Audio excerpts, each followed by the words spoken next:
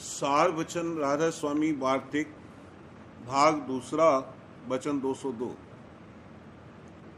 ईश्वर के दरबार के दरबानी ब्रह्मा विष्णु और महादेव हैं और संत सदगुरु के दरबार के दरबानी उनके सेवक हैं और इनका दर्जा इतना ऊंचा है कि ब्रह्मा विष्णु और महादेव और खुद ईश्वर जो उनका मालिक है संतों के सेवक को रोक नहीं सकते और न उसका मुकाबला कर सकते हैं, क्योंकि संत सबसे बड़े हैं और इस वास्ते उनके सेवकों को भी वह दर्जा मिलता है कि जिसकी बराबरी ईश्वर और देवता नहीं कर सकते।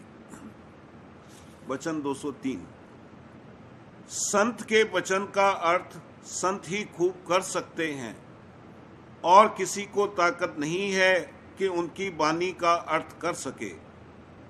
जो कोई करेगा वह अपनी बुद्धि अनुसार करेगा और बुद्धि की उसमें गम नहीं है, क्योंकि संतों की वाणी अनुभवी है और उसके अर्थ भी अनुभवी हैं।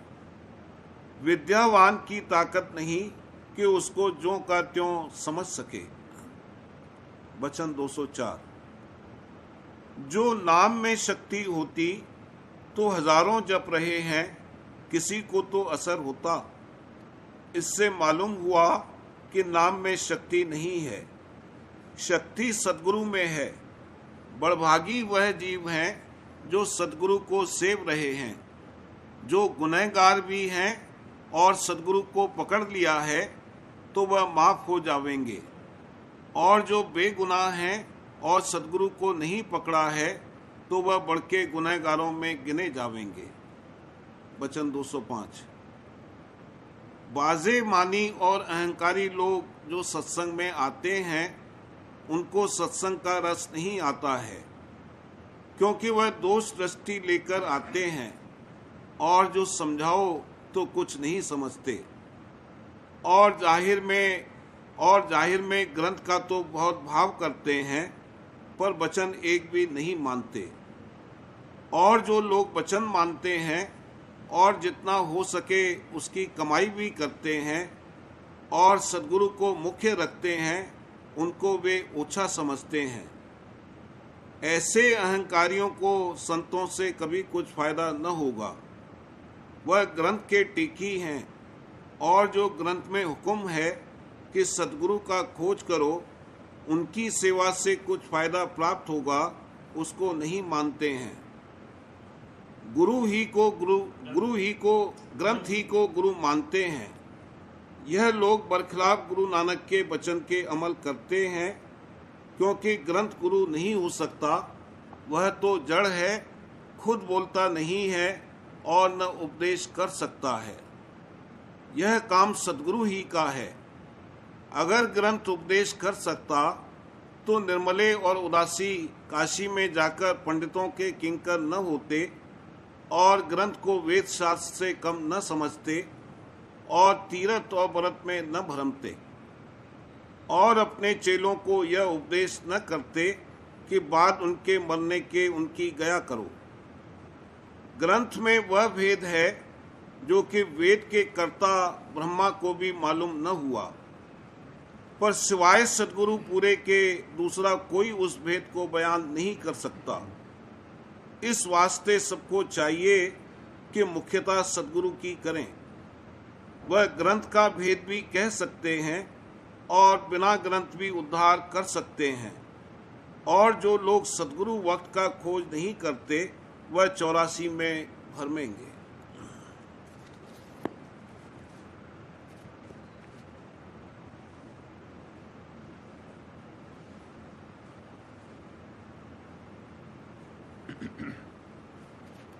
बचन महाराज साहब, बचन 73वां।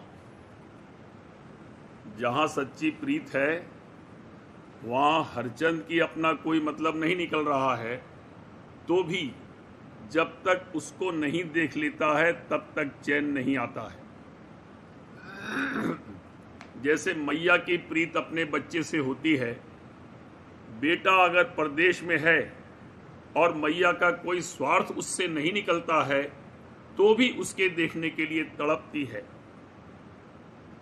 वैसे ही परमार्थ में जहां की स्वार्थ का लवलेश नहीं है, सिर्फ दर्शन और वचन में प्रीत है, जब तक कि इसको ये प्राप्त नहीं होते तब तक तृप्ति और शांति नहीं आती। ये शुरुआत इश्क की है। संसार में भी जहां इश्क है, वहां सिवाय अपने माशूक के मिलने के और कोई चाह और ख्वाहिश नहीं होती है, यानी मुख्यता इसी की रहती है और कोई स्वार्थी अंग नहीं रहता। पैगंबर भी जो आए, उन्होंने भी इश्क की महिमा करी, और परमार्थ में जो कि सच्चे प्रेमी हैं, उनको अंतर में दर्शन और वचन का जरूर थोड़ा बहुत सहारा मिलता है। शेर का बच्चा जब पाला जाता है, तब उसको कच्चा मांस और खून नहीं खिलाते हैं ताकि इसको आदत न पड़ जावे। वैसे ही परमार्थ में भी जब जरा स्वार्थ की चाट आ जाती है तो वो हारिज होती है। खान पान, आराम, मान, बड़ाई, हुक्म चलाना वगैरह, ये सब स्वार्थी अंग हैं। इनकी चाह लेकर जो शरीक होता है, वो देर अबेर जरूर धोखा खाता है। कारज मात्र स्वार्थ का होना, इसमें कोई मुजायका नहीं है, मगर मुख्यता परमार्थ की होनी चाहिए।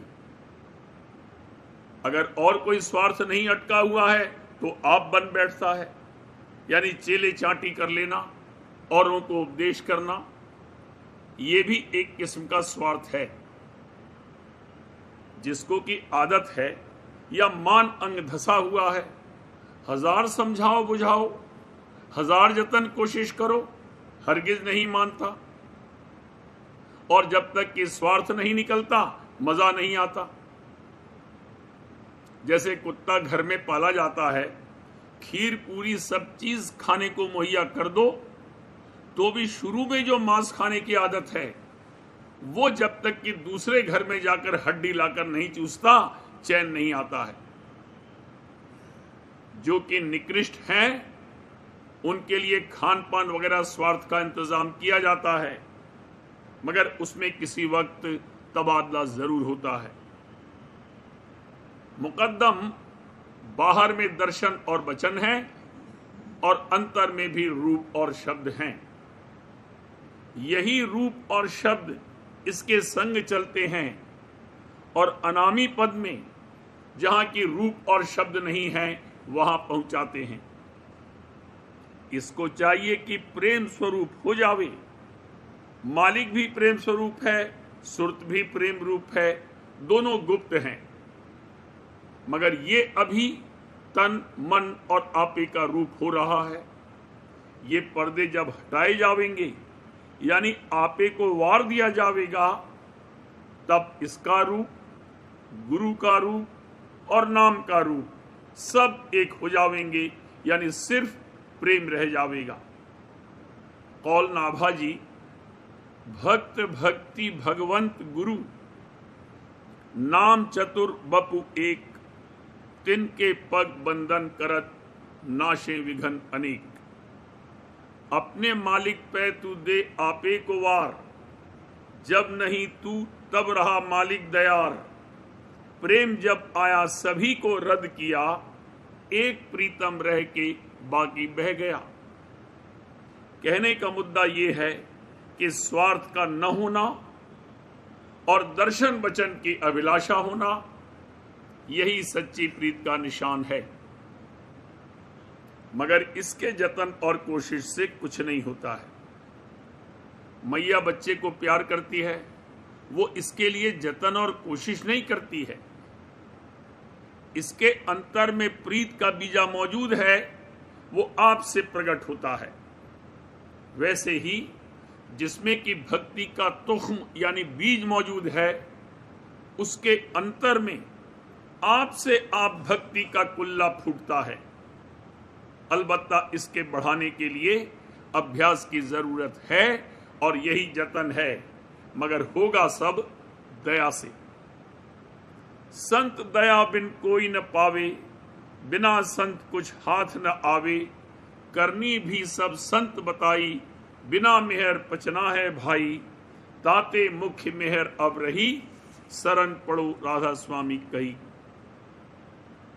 वचन 74, भक्ति और शरण की महिमा। संत मत में भक्ति की महिमा और मुख्यता की गई है।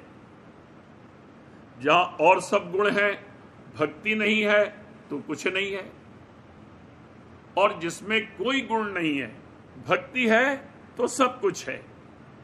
वही भक्त है और वही भगवंत का प्यारा है। अगर सुरत शब्द अभ्यास भी करता है पर ये अंग नहीं है तो खाली और थोथा है। भक्तिहीन विरंच क्यों न होई, सब जीवन संप्रिय मम सोई, भक्तिवंत जो नीचे हूं प्राणी, प्राण से अधिक सुप्रिय मम बानी। अर्थ, जो ब्रह्मा भी है और उसमें भक्ति यानी चरणों का प्रेम नहीं है तो सब जीवों के समान मुझको प्यारा है। लेकिन जो कोई कैसा ही नीच हो और उसके मन में भक्ति यानी चरणों का प्रेम है, वो मुझको अपने प्राणों से भी ज्यादा प्यारा है। भक्तजन भक्ति की रीत पल पल पालता है। पल पल पालना क्या है? निस्दिन चरण सेव करना, यानी यही चाहता है कि चरण मिले, और न सत्यलोक चाहता है न अनामी पद। और जहां कोई दर्जा या सादगति हासिल करने की चाह है, वहां भक्ति नहीं है, खुदगर्जी है।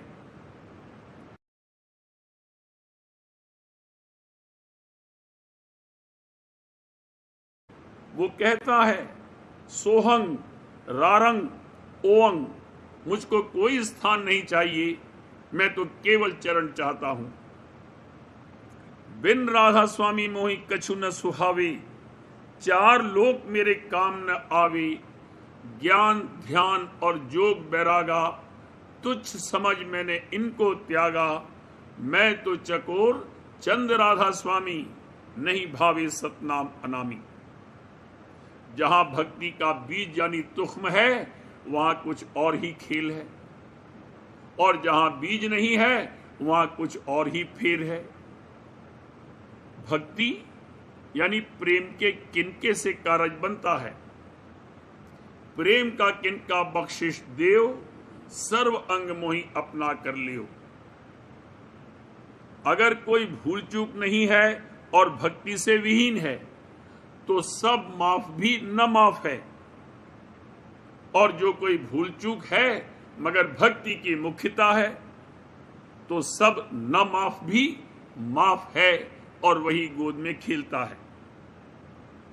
अगर किसी वक्त भक्तजन से बड़ी भूल चूक हुई है जिससे इसकी जिल्लत होती है, मगर उसका नतीजा परमार्थी है, तो वो बेहतर है। गौतम की नारी जो सिला हुई थी, उस पर जब रामचंद्र ने अपना चरण छुआया तब जागी और अपना भाग सराहा कि अगर ये जिल्लत न होती तो चरण कैसे मिलते। जिसको सब सुख है और भक्ति नहीं है तो सब धूल है, और जिसको सब दुख है और भक्ति है उसको सब आनंद है। भक्ति शरण स्वरूप है, यानी जहां भक्ति है वहां शरण है। कृष्ण महाराज ने भी गीता में अर्जुन को कहा है कि सब कर्म धर्म छोड़कर एक मेरी शरण दृढ़ करो। सर्व धर्मान परित्यज्य मामेकम शरणम व्रज, अहं त्वा सर्व पापेभ्यो मोक्षयास्यामि मा शुच। अर्थ, सब धर्मों को यानी लौकिक और वैदिक धर्मों को छोड़कर एक मेरी शरण को प्राप्त करो। अर्जुन शंका करता है कि लौकिक और वैदिक यानी लोक के और वेद के धर्मों को छोड़ दूंगा तो मुझको पाप होगा। इसका जवाब कृष्ण महाराज दूसरी कड़ी में देते हैं कि मैं तुझको सब पापों से छुड़ा दूंगा, तू सोच मत कर। शरण किसको कहते हैं? दूसरे के अधीन होना। उसी को शरणागत कहते हैं। अपने आपे की रक्षा और हिफाजत के लिए दूसरे का अधीन होना, यह संसारी शरण है। और जहां अपने आपे की रक्षा और हिफाजत से कोई सरोकार नहीं है, सिर्फ अपने प्रीतम यानी मालिक से मिलने की चाह है, वो परमार्थी शरण है। मालिक और कहीं नहीं मिलता है, भक्तों के हृदय में उसका निवास है। अगर उससे मिलना चाहो तो वहां जाओ, वो भी प्रेम स्वरूप है, तुम भी प्रेम स्वरूप हो जाओगे। प्रेम भक्ति की ऐसी महिमा, ग्रहण करो यह अमृत खान। हक ने पैगंबर को समझाया कि मैं मिल नहीं सकता जमीन आसमान में, ऊंचे और नीचे ठिकाने में नहीं, अर्श कुर्सी पे भी मैं रहता नहीं, दिल में भक्तों के मैं रहता हूं सदा। जो मुझे चाहे तो मांग उनसे तू जा। नाहम बसामी बैकुंठे योगिनान हृदय नच, मद भक्ता यत्र गायंती तत्र तिष्ठामि नारद है। अर्थ, हे नारद, न मैं बैकुंठ में बसता हूं और न योगियों के हृदय में निवास करता हूं, लेकिन जहां मेरे भक्त मेरा गुणानुवाद गाते हैं, वहां मेरा निवास है।